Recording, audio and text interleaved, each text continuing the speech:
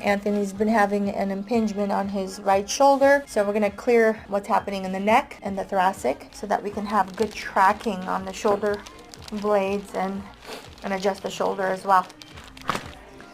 Wow. Oh, wow. Nice. Oh. Wow. That was huge. There it goes. And count to 5 for me. Tricked you a little bit. A little bit.